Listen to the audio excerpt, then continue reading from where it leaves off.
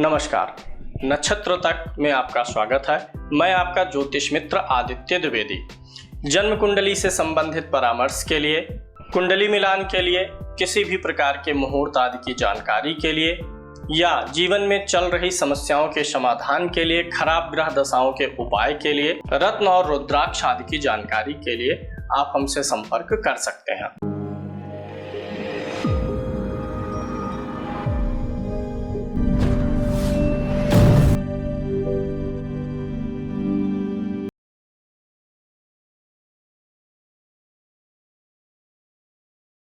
कुंडली विश्लेषण में आज जो डेट ऑफ बर्थ आपके सम्मुख है 1 जून 1992, 8:32 का जन्म है, मुंबई का जन्म है। सबसे पहले ग्रह स्थिति को देखते हैं। लग्न मिथुन है, यानी इनके लगन का स्वामी बुध ग्रह है। लगन में नक्षत्र कौन सा पड़ा है? शुभ ग्रह का नक्षत्र पड़ा है, गुरु का नक्षत्र। सूर्य वृषभ राशि में है, यानी शुक्र के घर में है। रोहिणी नक्षत्र में है, जो कि चंद्रमा का नक्षत्र है, यानी यहाँ पर सूर्य मित्र के नक्षत्र में तो है लेकिन राशि शत्रु की है। मंगल चंद्रमा यहाँ पर वृषभ राशि में है, रोहिणी नक्षत्र में है, अपने ही नक्षत्र में है, मूल त्रिकोण में है। ये तो सूर्य का था, सूर्य वृषभ में है, शत्रु राशि में है।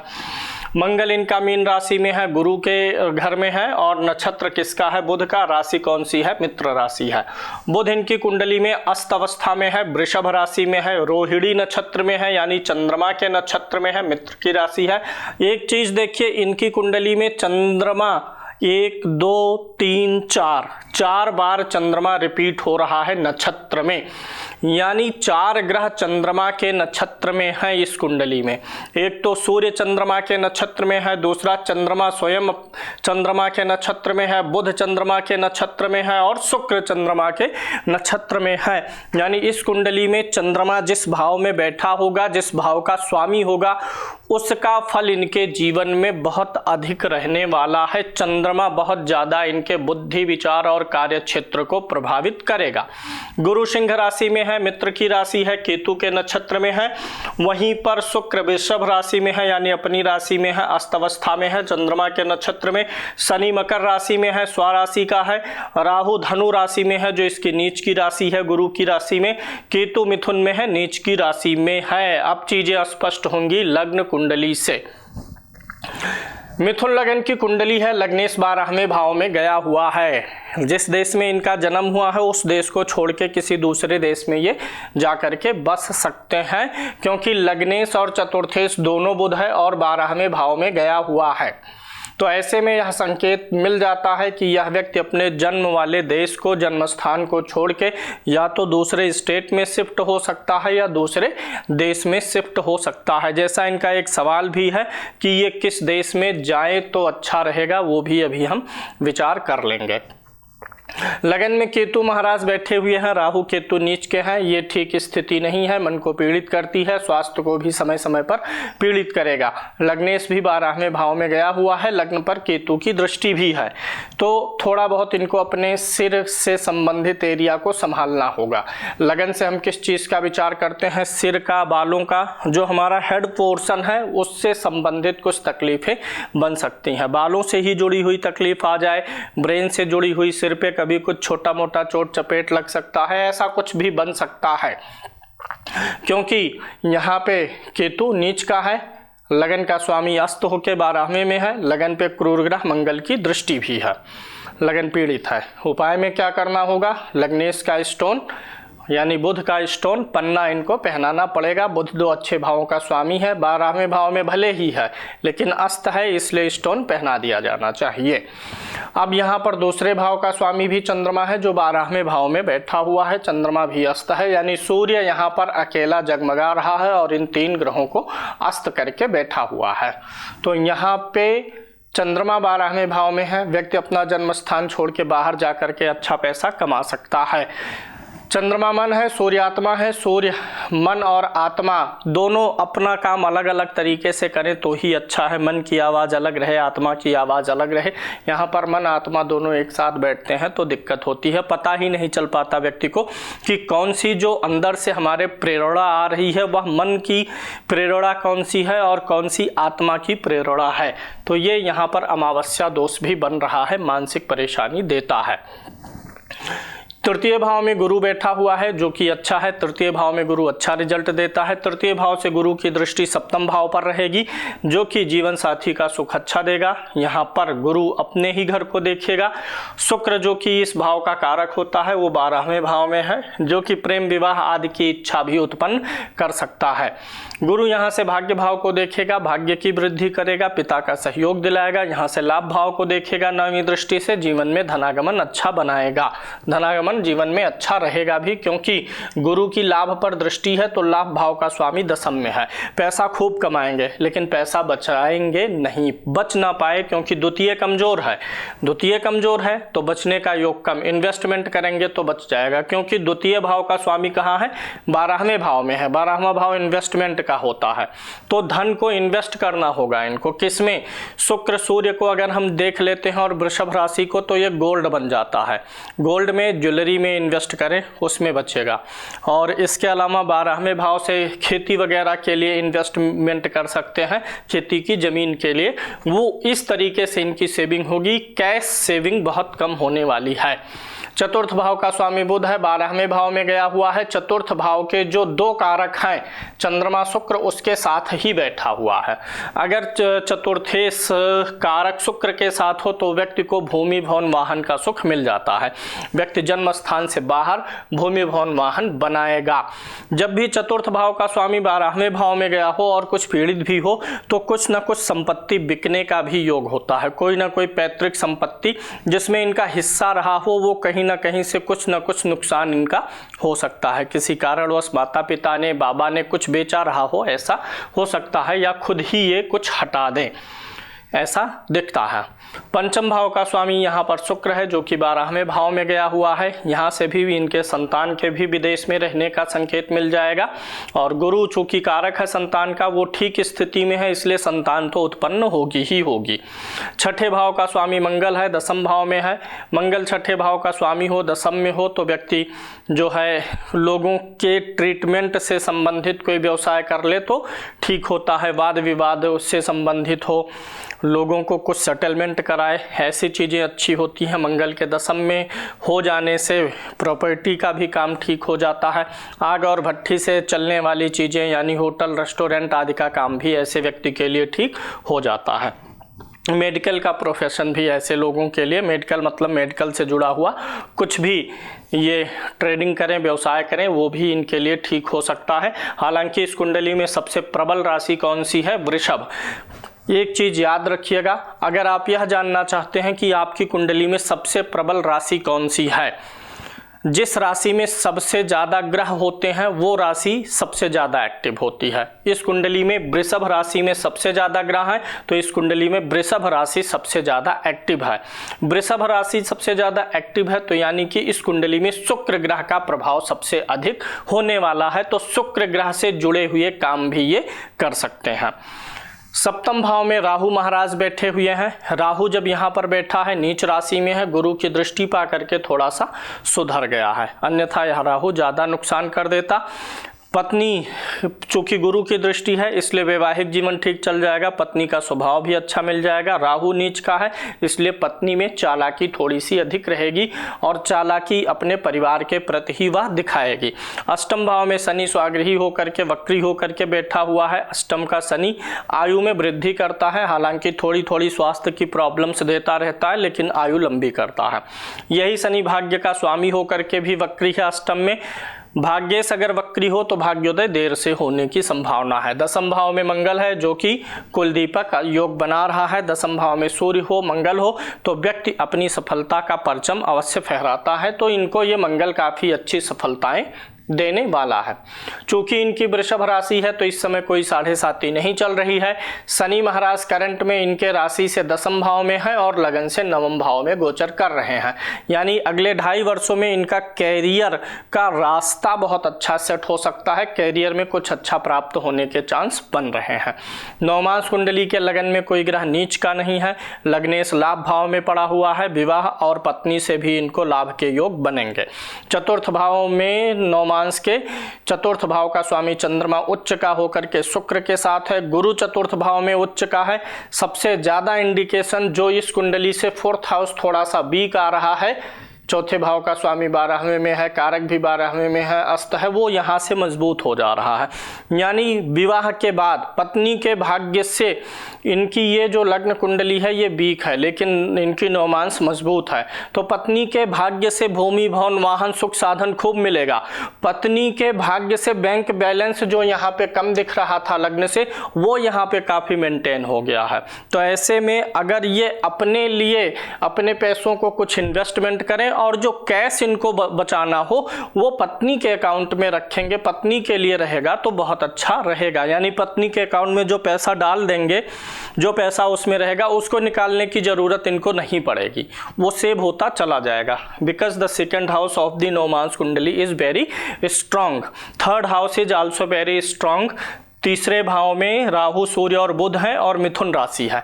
मिथुन राशि में लगभग सारे ग्रह बहुत अच्छा परिणाम देते हैं। तो यहाँ पे 3 नंबर की राशि में बुध तो स्वाग्रही हो गया, बुधादित्य योग भी बना है। राहु है तो थोड़ा सा पत्नी को मेंटली परेशान करेगा। यहाँ पर राहु सप्तम में भी है और यहाँ सूर्य के साथ राहु है, तो वाइफ को थोड़ा सा वही है कि परिवार के लोगों में थोड़ा सा इनकी वाइफ कुछ ना कुछ जो है अपना बुद्धि विवेक लगाएंगी, कुछ ना कुछ खुरपंच करेंगे। शनि पंचम भाव में है, ठीक है, कोई दिक्कत नहीं है। मंगल लाभ भाव में है, ठीक है। यहाँ पर केतु भी ठीक है, नवमांश कुंडली ठीक है। यानी इस कुंडली में जो कमियां दिखाई देती हैं वो नवमांश कुंडली से पूरी हो जाती हैं। थोड़ा अच्छे से मिला करके अगर विवाह हो जाएगा तो काफी ठीक रहने वाला है।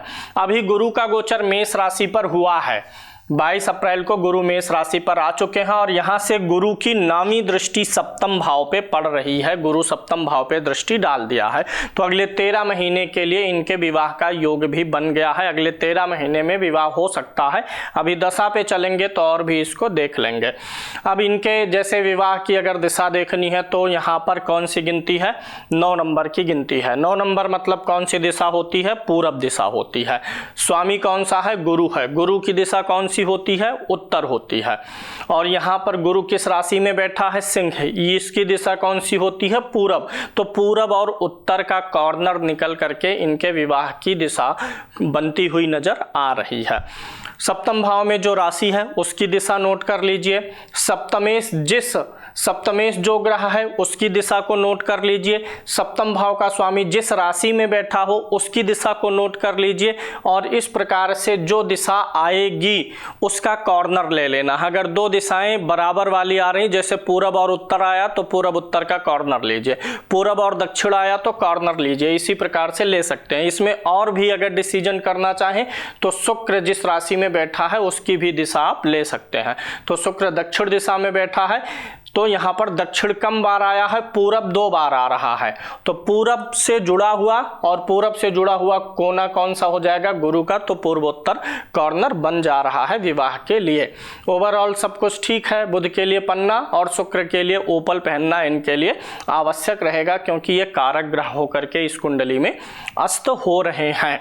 अगर हम संबंधों की बात कर लें तो माता और पिता का कारक, माता का कारक चंद्रमा पीड़ित है और मातृभाव का स्वामी भी पीड़ित है। माता को सुख और स्वास्थ्य में कमी दे सकता है। पिता से कभी कभी भी मतभेद कराता है। ये 12वें भाव का सूर्य आंखों में भी दिक्कत देता है। अगर 12वें भाव में सूर्य और चंद्रमा बैठे हो तो आंखों में भी दिक्कत आती है। अगर हम 12वें भाव में इन 4 ग्रहों का अवलोकन कर लें तो ज़्यादातर इसमें जो ग्रह हैं हमारे, एक तो धन भाव का स्वामी है, एक पराक्रम भाव का स्वामी है और 2 ग्रह जो हैं ये केंद्र का स्वामी है और एक पंचम का स्वामी है, तो गलत भावों के स्वामी नहीं बैठे हैं, तो इसलिए कोई विवाद या जेल वगैरह का योग बनता हुआ नजर नहीं आ रहा है। थोड़ी सी तकलीफ आंख में, थोड़ी सी तकलीफ पैर में होगी, माता पिता को भी शारीरिक कष्ट का अनुभव हो सकता है। दूसरी कुंडलियों पर चलते हैं, फिर वहां से और अधिक विश्लेषण करते हैं। सुदर्शन चक्र देखना पड़ेगा।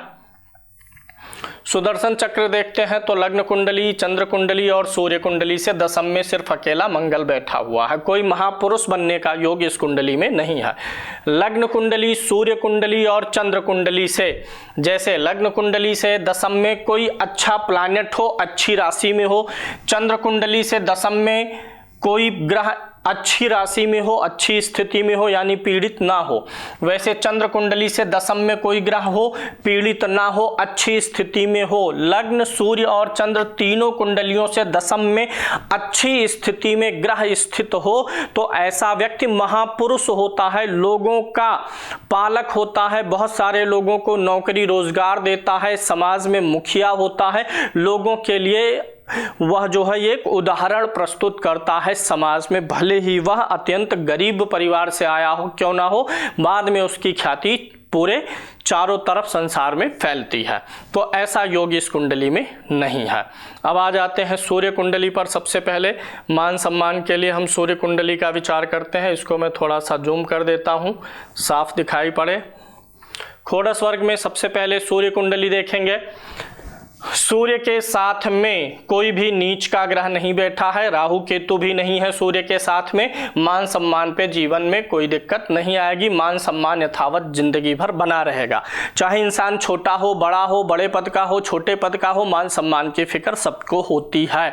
तो इनका इनके समाज में, अपने लोगों के बीच में मान सम्मान बना रहेगा, उस पर कोई आँच नहीं आएगी। चंद्र कुंडली का मैंने बता ही दिया। होरा कुंडली से देखते हैं इनके धन का कारक कौन है। कर्क लगन की होरा है, 4 नंबर की गिनती लिखी गई है। अगर कर्क लगन की होरा हो तो ऐसे व्यक्ति का धन पितरों की सेवा से बढ़ता है। माता की, पिता की, दादा, बाबा, काका, चाचा जो इनके पूर्वज हैं उनकी सेवा करें, पितृपक्ष में पितरों के लिए दान पुण्य करें, गया जी जाएं, तो इस प्रकार से इनका धन जीवन में हमेशा बढ़ता रहेगा। ले लेते हैं देशकाल कुंडली, देख लेते हैं। यहाँ पर कुंभ लगन की कुंडली है, लगन में कोई नीच का ग्रह नहीं बैठा है। लग्नेश अष्टम भाव में आया हुआ, ज्यादातर ग्रह अष्टम भाव में हैं। तृतीय भाव का स्वामी मंगल स्वराशि का दशम में बैठा है। अगर बात इनके कामकाज की रहेगी, इनके प्रोफेशन की रहेगी, कैरियर की रहेगी, तो उस मैटर में ये मेहनत भरपूर कर लेंगे, लेकिन अन्य चीजों के मामले में ये मेहनती नहीं रहेंगे, क्योंकि वो चीज दिख रहा है, काल सर्प भी है और ज्यादातर ग्रह अष्टम में है।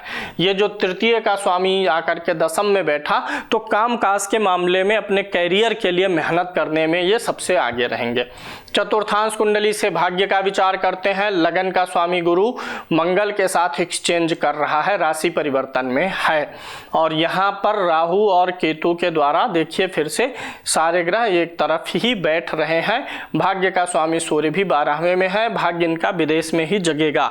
विदेश मतलब जिस कंट्री में इनका जन्म हुआ है वह इनके लिए विदेश नहीं है। भले ही इंडियन मूल के हो, लेकिन अगर बाहर का जन्म हो किसी व्यक्ति का, तो वो देश छोड़ देने के बाद जो देश मिलेगा वो उस व्यक्ति के लिए बाहर का देश होता है। तो बाहर इनके आउट ऑफ कंट्री जो है इनका भाग्योदय होगा। पंचमांश कुंडली देखते हैं सामाजिक ज्ञान अनुभव के लिए। तो लगन का स्वामी शनि अच्छी राशि में है और गुरु भी स्वाग्रही है, तो सामाजिक ज्ञान और अनुभव इनके अंदर पर्याप्त रहने वाला है। मतलब सामाजिक समझ विकसित होगी धीरे धीरे। शनि के साथ मंगल बैठा है, तो इसलिए शुरुआत में थोड़ी सी ढीठता रहेगी, लेकिन फिर धीरे धीरे अपनी बातों को आराम से कहना, समझना, ये तरीका पता चल जाएगा कि how to deal with people. षष्ठांश कुंडली से रिपु का ज्ञान होता है। लगन में कोई नीच का ग्रह नहीं है। लग्नेश स्वयं आगे छठे भाव में बैठा हुआ है। इनके आसपास जो सर्किल वाले लोग रहेंगे या इनके जो सीनियर रहेंगे, बॉस वगैरह रहेंगे, वही इनका विरोध कर सकते हैं। अपने सीनियर्स से ही इनको सावधानी रखने की जरूरत रहेगी। सप्तमांश कुंडली से संतान देखते हैं। लगन का स्वामी ठीक है, लगन का स्वामी पंचम में है, यहाँ पर गुरु है, कोई भी दुर्योग नहीं बन रहा है। लगन में ना नीच का ग्रह है, ना लग्नेश नीच का है। कन्या और पुत्र दोनों संतान की इनको प्राप्ति होगी। अब इनके 3 संतान कम से कम हैं, 2 पुत्र हो सकते हैं, 2 पुत्रियां हो सकती हैं, 1 पुत्र और 1 कन्या में से तो फिक्स है। पुत्र की संख्या 2 भी हो सकती है, कन्या की संख्या भी 2 भी हो सकती है। 3 संतान की प्राप्ति इनकी कुंडली में बन रही है। अष्टमांश कुंडली से हम क्या देखेंगे, आयु का विचार करेंगे। लगन में कोई नीच का ग्रह नहीं है, लग्नेश ही उच्च का हो गया, क्या कहना है, लग्नेश उच्च का हो गया। गुरु भी स्वाग्रही है, यहाँ पर गुरु की सप्तम पर दृष्टि आ गई। आयु को लेकर के कोई समस्या नहीं बनती दिख रही है, सूर्य भी उच्च का ही है, यहाँ पर आयु से संबंधित समस्याएं नहीं है। दशमांश कुंडली देख लेते हैं। लगन का जो स्वामी शनि है मित्र के घर में बैठा है, लगन में कोई नीच का ग्रह नहीं है। दशमांश का लगन ठीक है, यानी कैरियर ठीक रहेगा।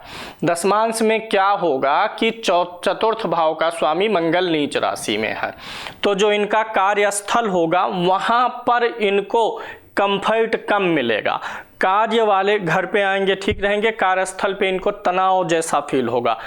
अगर चौथा भाव सुख का है और ये कुंडली किसकी है, कार्यस्थल की, तो वहां पर इनको सुख में कमी रहेगी। कार्यस्थल पे जो इनके कॉपरेटर्स होंगे, इनको सहयोग देने वाले, क्योंकि उसको हम सप्तम भाव से देखेंगे, वहीं पर मंगल नीच का है, तो इनके जो कलिग्स रहेंगे, सहयोगी रहेंगे, वो इनको कॉपरेट नहीं करेंगे। यहाँ का स्वामी भी छठे में है, विवाद होगा इनका अपने कलिग्स से, कॉपरेटर्स से विवाद होने की संभावनाएं बनेंगी। खासकर अगर वह कोई स्त्री है, लेडी है, जो इनकी कॉपरेटर है, इनके अधीनस्थ काम करती है, वह इनको ज़्यादा प्रॉब्लम्स पैदा करेगी। बुद्धि विवेक बहुत अच्छा काम करेगा कार्यों के मामले में, क्योंकि शनि और शुक्र की युति अच्छी है। यहाँ पर सूर्य भी बैठा है, बुध स्वाग्रही है, यानी इनके पास बुद्धि विवेक है। अपनी बुद्धि विवेक से कार्यस्थल पे अपने शत्रुओं का निपटारा कर लेंगे। यहाँ पर केतु बैठा है, ऑफिस में कभी कभी इनको स्वास्थ्य की समस्याएं आएंगी, विशेष रूप से ज़्यादा देर बैठने या किसी भी कारण से ऑफिस में अक्सर इनको पेट वाली समस्याएं रह सकती हैं, पेट फूलना, उबन होना, ये सारी चीज़ें ऑफिस में फील होंगी ज़्यादातर। गुरु 12वें भाव में बैठा हुआ है, ऑफिस में सबके साथ अच्छा व्यवहार करेंगे, ऑफिस में अच्छी चीज़ों पर इनका पैसा भी खर्चा होने की गुंजाइश रहेगी। जो पैसा ये कमाएंगे उससे लोगों की मदद करने का भी विचार इनके मन में बनेगा। एकादशांश कुंडली से मनोकामनाओं की पूर्ति का भाव देखते हैं। लगन में ही लगन का स्वामी बैठा है, लाभ भाव का स्वामी चंद्रमा भी लगन में बैठा है। सारी इच्छाएं, अभिलाषाएं, मनोकामनाएं पूरी होती रहेंगी, यानी सब कुछ जीवन में जो सोचेंगे वह थोड़े समय बाद इनको भौतिक रूप से प्राप्त हो जाया करेगा। अगर हम द्वादशांश कुंडली से मातृ पितृ सुख के बारे में देखें तो चंद्रमा नीच राशि में है। माता का फिर से स्वास्थ्य में कुछ समस्या फील होता है, लेकिन पिता का ज़्यादा अच्छा, थोड़ा सा यहाँ पर सूर्य स्वराशि का है, इसलिए पिता का ठीक दिखता है। माता का थोड़ा सा गड़बड़ लगन से भी है, यहाँ से भी है। षोडशांश कुंडली से वाहन का सुख देखेंगे। लगन का स्वामी उच्च का हो गया, देख लीजिए लगन उच्च का है और चतुर्थ भाव में गुरु बैठा हुआ है, और चतुर्थ भाव का स्वामी अपने भाव से चौथे में है, चौथे से चौथे में शनि है। वाहन का सुख इस कुंडली से बहुत अच्छा दिख रहा है। जब भी वाहन का सुख जीवन में एक बार शुरू होगा तो फिर जीवन भर बना रहेगा। विषांश कुंडली से आध्यात्मिक उन्नति को देखेंगे। चंद्रमा नीच का है, शुक्र नीच का है, जो कि लग्नेश है। धार्मिक और आध्यात्मिक बहुत अधिक होने की संभावना थोड़ी सी कम है। सेल्फ पे थोड़ा ज़्यादा जो है कॉन्फिडेंस करना चाहेंगे, और ईश्वर और आध्यात्म इन सब में रुचि कहीं ना कहीं डामाडोल वाली स्थिति में रहने वाली है। अभी इनके अन्य ग्रहों को देख लेते हैं कि किस राशि पर ग्रह का गोचर इनको कैसा फल देगा, यानी सर्वाष्टक वर्ग पर चलेंगे। यह है सर्वाष्टक सारणी। इस कुंडली में इधर राशियां लिखी हुई हैं, इधर ग्रह लिखे हुए हैं। जहां 0 से 3 पॉइंट होता है उस राशि पर ग्रह का गोचर खराब फल देता है। 4 पॉइंट होने पर ग्रह का गोचर अभ्रस फल देता है। 4 से ऊपर हो 5, 6, 7, 8 जैसे जैसे ग्रह का गोचर उस राशि पर अच्छा फल देने लगता है। शनि को मेष राशि में 3 पॉइंट मिले हैं, यानी जब भी शनि मेष राशि पर गोचर करेगा तो इनको अच्छा फल नहीं देगा, बुरा थोड़ा कम देगा। अगर 1 पॉइंट होता तो ज़्यादा बुरा देता, 2 होता तो भी बुरा देता कम, 3 है तो भी बुरा देगा थोड़ा कम। 4 पॉइंट जिस राशि पर मिला है, जब शनि का गोचर उस राशि पर रहेगा तो एवरेज फल देगा। शनि को मीन राशि में देखिए 6 पॉइंट मिले हुए हैं। जब भी गोचर में शनि मीन राशि पर रहेगा तब इनको बहुत अच्छा फल देगा। कन्या राशि पर शनि रहेगा तो कितने पॉइंट हैं? 1। यहाँ से ग्रह पिकअप करिए और इधर से राशियां। कन्या राशि पर शनि ग्रह को 1 पॉइंट मिला है। कन्या राशि पर शनि का गोचर इनको बहुत अशुभ प्रभाव देगा। इसी प्रकार से सभी ग्रहों का जाना जा सकता है। जैसे यहाँ पर 6 मिला है, कन्या राशि में 6 पॉइंट किसको? गुरु को। गुरु जब कन्या राशि पर गोचर करेगा तो इनको बहुत अच्छा फल देगा। वहीं मंगल को देखिए, मंगल जब वृषभ राशि पर रहेगा तो 1 पॉइंट मिला है, यानी मंगल का गोचर वृषभ राशि पर इनके लिए खराब रहेगा। तो कोई भी ग्रह जिसको 3, 2, 1 या 0 पॉइंट मिले हो जिस राशि पर, जब उस ग्रह का गोचर उस राशि पर पहुंचे तो उसकी वस्तु का दान कर देना चाहिए। साफ शब्दों में सुनिए, हर व्यक्ति यह जानना चाहता है कि जो जीवन में मेरे गोचर का परिवर्तन हो रहा है, ग्रहों का गोचर बदल रहा है, उसके हिसाब से मुझे कब कब किस किस ग्रह की वस्तु का दान करना चाहिए। उसके लिए आपकी यह सर्वाष्टक वर्ग की कुंडली होती है। इस कुंडली में आप यह देख लीजिए कि किस राशि पर किस ग्रह को 3 या उससे कम पॉइंट मिले हैं। जब ग्रह का गोचर उस राशि पर जाए तो उसकी वस्तु का दान करिए। जैसे उदाहरण के लिए कुंभ राशि में 1 पॉइंट मिला हुआ है। किस ग्रह को मिला है? मंगल को। मंगल जब भी कुंभ राशि में गोचर करे उस समय मंगल की वस्तु का दान कर दीजिए। इसी प्रकार से सभी ग्रहों के बारे में आप जान सकते हैं। वृषभ राशि में 2 पॉइंट मिला है। किस ग्रह को? सूर्य को। जब भी सूर्य वृषभ राशि में गोचर करे साल भर में एक बार तो सूर्य की वस्तु का ये दान कर दें। जहां अधिक पॉइंट मिले हैं वहां पर तो ग्रह शुभ परिणाम देगा, उस समय कुछ नहीं करना है उस ग्रह के लिए। इसी प्रकार से इस चक्र से पूरे साल भर या हमेशा ग्रहों के गोचर को जानते हुए क्या उपाय दान करना है ये आप समझ सकते हैं। आ जाते हैं इनके सर्वाष्टक वर्ग की कुंडली पर। सर्वाष्टक वर्ग में आप पहले तो ये जान लीजिए, जो 28 पॉइंट्स होते हैं वो हमारे एवरेज पॉइंट होते हैं। 28 पॉइंट एवरेज होता है। लगन में 30 पॉइंट है जो कि एवरेज से अधिक है, तो लगन इनका ठीक ठाक है। लगन में 30 है और सप्तम में कितना है? 23 है। लग्न में और सप्तम में से जिसमें ज्यादा पॉइंट्स होते हैं पति पत्नी में से वही हावी होता है। तो इनके लगन में 30 पॉइंट है, ये अपने जीवन साथी पर हावी रहेंगे। धन भाव में 27 है, व्यय भाव में कितना है? 22 है। व्यय भाव में पॉइंट्स कम होने चाहिए, धन में अधिक होना चाहिए, लाभ भाव में अधिक होना चाहिए। धन में 27 है, लाभ में 27 है और व्यय में 22 है। इसका मतलब यह है इस व्यक्ति को जीवन में धन की कमी कभी नहीं रहेगी। इसका मतलब यह नहीं है कि धन अकूत हो जाए, इसका मतलब यह है कि खर्चे से ज्यादा रहेगी आमदनी, बचत भी कर ले जाएंगे। लेकिन पॉइंट्स से 27 है, एवरेज से 1 पॉइंट कम है। तो धन का जो एवरेज होना चाहिए इनके हिसाब से उस समय जो जमाना होगा उससे थोड़ा एवरेज बचा पाएंगे, एवरेज से कम बचा पाएंगे, एवरेज से कम आमदनी रहेगी, उसी हिसाब से खर्चे भी कम रहेंगे। यहाँ पर 24 पॉइंट्स हैं, तो छोटे भाई बहनों से सुख में थोड़ा सा अभाव रहेगा, परिश्रम का भी अभाव रहेगा। एवरेज से 1 पॉइंट अधिक है चतुर्थ भाव में, तो चतुर्थ भाव का सुख भूमि भवन वाहन का मिलेगा। संतान भाव में भी एवरेज से पॉइंट अधिक है, तो संतान का भी सुख ठीक रहेगा। छठे भाव में 26 पॉइंट्स है, यहाँ पर कम पॉइंट होना अच्छा है, चूंकि इनका थोड़ा सा शत्रु का विरोध दिखाई देता है इनके जीवन में, इसलिए यहाँ पर पॉइंट्स कम होने से वह विरोध और कम हो जाएगा। यहाँ पर 23 पॉइंट्स हैं, यानी कि ये पत्नी, ये इनका जो जीवन साथी होगा वो इन पे हावी नहीं हो पाएगा। 38 पॉइंट्स हैं, लाइफ में स्ट्रगल्स रहेगा। 24 पॉइंट्स हैं, 9th हाउस में भाग्य एवरेज से कम साथ देगा। 45 पॉइंट्स हैं कर्म भाव में, कर्म बहुत अधिक करेंगे, भाग्य कम साथ देगा, कर्म अधिक करेंगे, उससे कम लाभ आएगा। यानी कर्म की मात्रा ही इनको जीवन में अधिक रखनी है। इनके जीवन में सबसे ज्यादा प्रभाव किन भावों का रहेगा? लग्न का रहेगा, जहां 30 और उससे अधिक पॉइंट्स हैं। लगन का रहेगा, अष्टम का रहेगा, दसम का रहेगा। तो इन 3 भावों का प्रभाव सबसे अधिक इनके जीवन में रहने वाला है। अब इनके लिए दिशा कौन सी सबसे अच्छी हो सकती है? सबसे ज्यादा पॉइंट्स बैठे हैं यहाँ पर, 30 या उससे अधिक पॉइंट्स लेना है मिथुन राशि में। मिथुन राशि की दिशा पश्चिम है, यहाँ पर उत्तर दिशा इनके लिए अच्छी है, और यहाँ पर क्या है? 10 है। तो दक्षिण दिशा है, लेकिन दक्षिण वाली दिशा अष्टम की है इसलिए इसको छोड़ देना है। पश्चिम दिशा और उत्तर दिशा इनके लिए अच्छी रहने वाली है। आ जाते हैं दशाओं पर और उस हिसाब से पुनः देख लेते हैं। कामकाज इनका ठीक चलेगा। अभी जो करंट में दशा चल रही है राहु की चल रही है, राहु की निकल गई है, गुरु की चल रही है। गुरु की महादशा जून 2022 से प्रारंभ हुई है और गुरु इनकी कुंडली में विवाह भाव का स्वामी भी है, तो इनके विवाह का समय चल रहा है। विवाह के लिए प्रयास करना प्रारंभ कर देना चाहिए, यानी इनका विवाह अगले साल अप्रैल तक हो जाना चाहिए। अगर अप्रैल तक नहीं हो रहा है तो दूसरा योग कब बनेगा मैं उसे भी निकाल दे रहा हूँ। इसमें हमें प्रत्यंतर देखना पड़ेगा। किस ग्रह का प्रत्यंतर लेना पड़ेगा?